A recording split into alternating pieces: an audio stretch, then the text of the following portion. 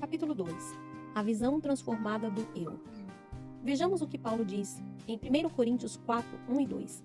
O apóstolo lembra os cristãos de Corinto que ele é ministro de Deus e tem um trabalho a realizar. Logo a seguir, porém, explica que, em relação a esse papel, pouco importa se é julgado por eles ou por um tribunal humano.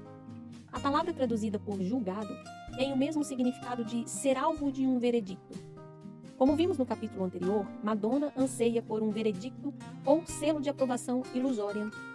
Paulo não busca nos coríntios nem em nenhum tribunal humano o veredicto para que ele se sinta que é alguém. Paulo está dizendo aos coríntios que não se importa com o que pensem dele. Não leva em consideração que as pessoas sejam elas quem forem, achem dele. Na verdade, a identidade dele não deve nada ao que as pessoas dizem.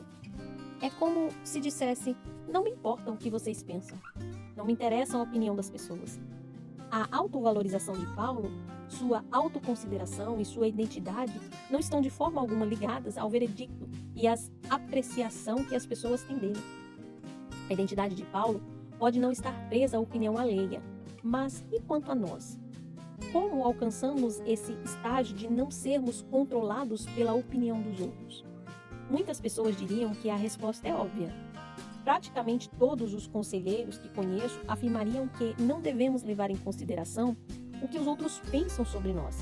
Diriam que não devemos viver segundo a vontade dos outros. Os padrões das pessoas não devem nos influenciar. Não devemos valorizar demais o que as pessoas pensam a nosso respeito. O que realmente interessa é o que eu penso sobre mim. Não tenho de seguir as normas dos outros.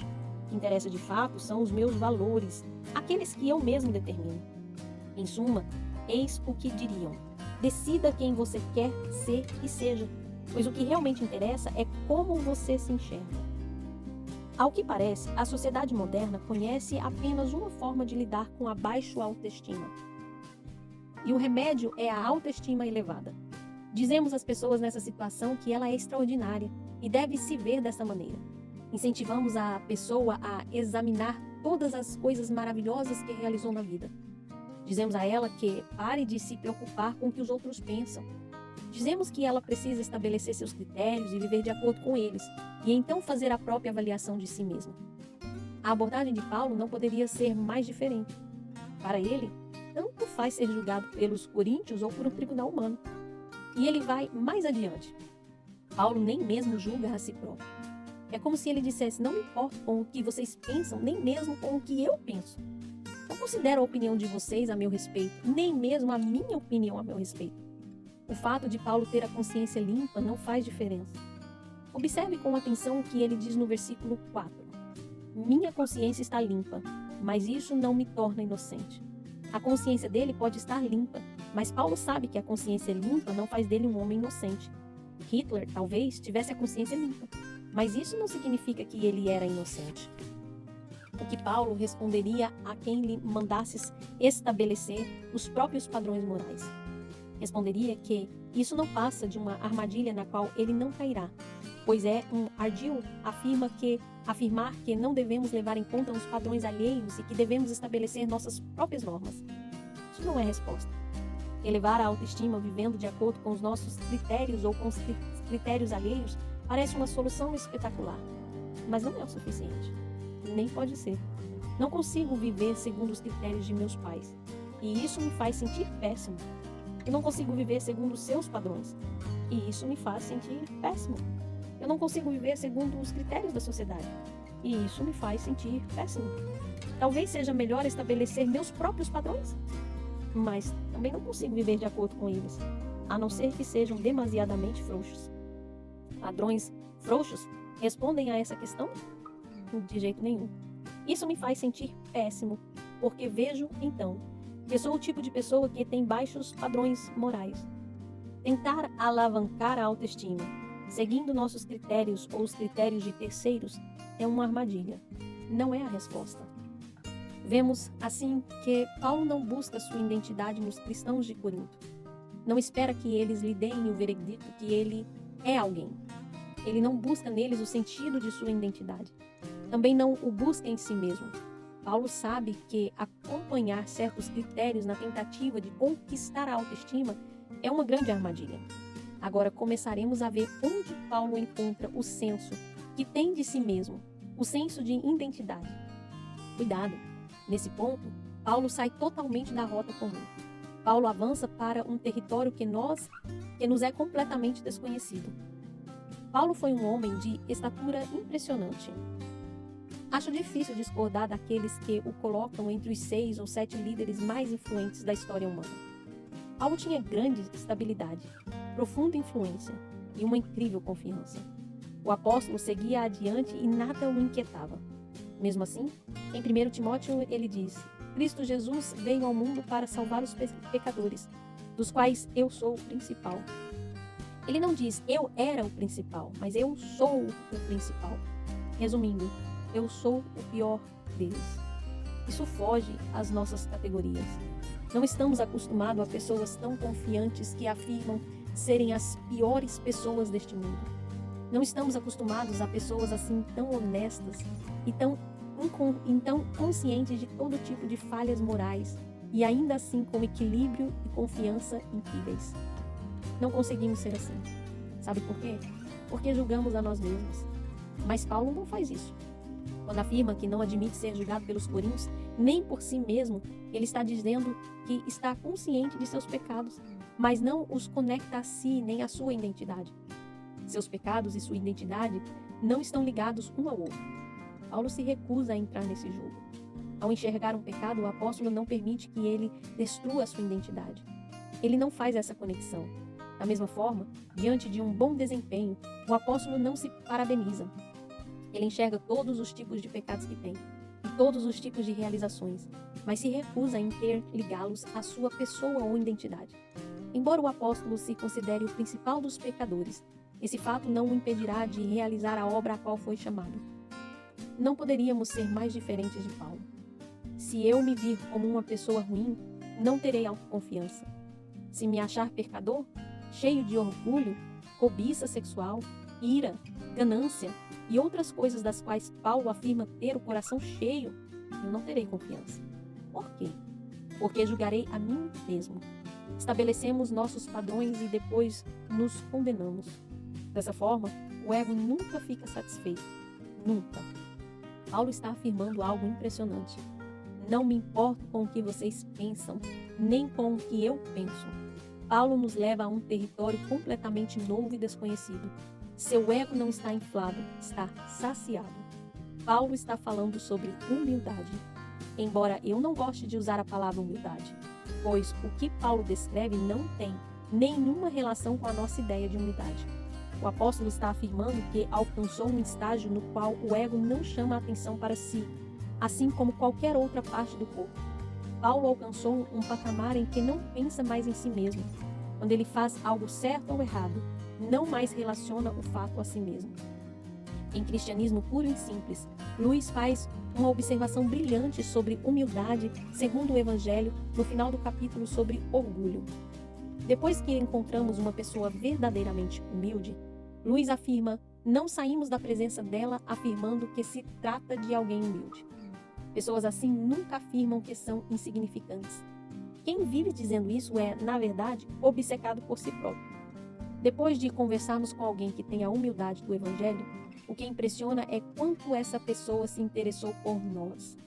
Isso porque a essência da humildade resultante do Evangelho não é pensar em mim, mesmo como se eu fosse mais, nem pensar em mim mesmo, como se eu fosse menos.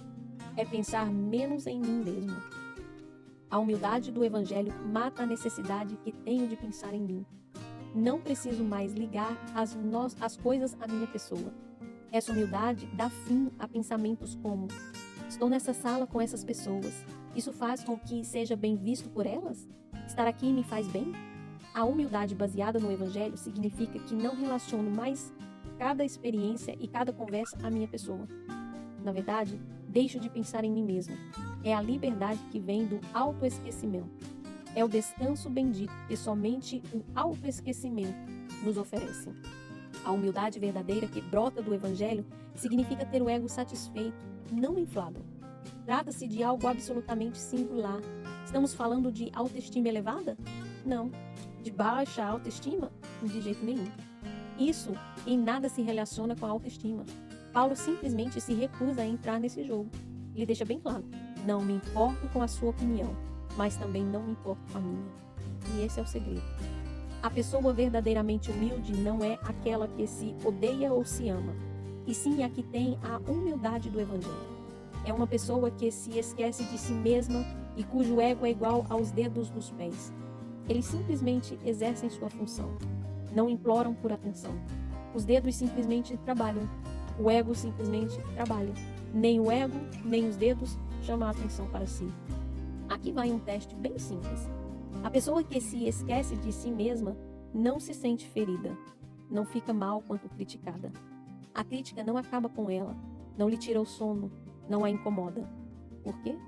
Porque a pessoa que se sente arrasada com as críticas valoriza demais o que os outros pensam, valoriza demais a opinião alheia. Quando alguém muito sensível fica devastado pelas críticas, o mundo aconselha que essa pessoa a reagir dizendo: quem se importa com o que os outros pensam? Tenho minha própria opinião. Quem se importa com o que pensa essa gente? Não me incomodo com isso. Ou as pessoas são arruinadas pelas críticas, ou as críticas não as impactam porque não se importam com elas. Não se importam com as críticas ou não aprendem com elas porque não levam em consideração a opinião alheia. Sabem quem são e o que pensam. Em outras palavras, nossa única solução para a baixa autoestima é o orgulho. Mas essa não é a solução. Tanto a baixa autoestima quanto o orgulho exacerbado são transtornos terríveis para nosso futuro e para quem nos rodeia. A pessoa que se esquece de si mesma age de modo totalmente diferente. Quem tem o ego satisfeito e não inflado não se deixa abater pelas críticas. A pessoa ouve a crítica e a entende como oportunidade de mudança. Parece idealismo? Quanto mais compreendemos o Evangelho, maior é o nosso desejo de mudar. Amigo, você não gostaria de ser alguém que não precisa de elogios, nem tem medo de recebê-los? Alguém que não tem fome de reconhecimento, nem morre de medo dele? Você não gostaria de ser o tipo de pessoa que, diante do espelho ou de sua imagem refletida em uma vitrine, não apenas fica admirando o que vê, mas também não sente repulsa? O tipo de pessoa que não fica só imaginando belas jogadas que terminam em gols da autoestima, sonhando com um sucesso que a porá acima de todo mundo. Talvez você viva massacrado e torturado pelos remorsos. Não gostaria de se libertar disso tudo? Não gostaria de ser medalha de prata em natação e, mesmo assim, ficar entusiasmado porque a medalha de ouro venceu, com mais de um corpo à sua frente? Não gostaria de admirar a conquista do opositor da mesma forma que admira o nascer do sol? Simplesmente encantar-se com a realização do outro? Não importa se o sucesso foi dele ou seu. Não interessa quem alcançou o primeiro lugar no pódio. Você fica tão feliz pela vitória da outra pessoa como se a conquista fosse sua, pois presenciou algo fantástico. Provavelmente você vai dizer que não conhece ninguém assim. Mas você e eu podemos ser esse jeito se continuarmos nos passos de Paulo. Posso começar a me alegrar com as coisas que não giram em torno de mim. Meu trabalho não gira em torno de mim. O esporte que pratico não gira em torno de mim. Minha vida amorosa, ela não gira em torno de mim. Meu namoro não gira em torno de mim. Apreciarei as coisas pelo que são e nada mais. Elas não serão apenas elementos do meu currículo. Não servirão apenas para ocupar mais espaço no formulário de solicitação de bolsa de estudos ou na ficha de emprego. Não servirão apenas para preencher o vazio. Quem não deseja algo assim? Mas isso está fora das nossas categorias. Esse é o bendito autoesquecimento. É a humildade do Evangelho. É não pensar em mim mesmo como se fosse mais do que sou, como nas culturas modernas, nem pensar em mim mesmo como se fosse menos do que sou, como nas culturas tradicionais. É simplesmente pensar menos em mim mesmo.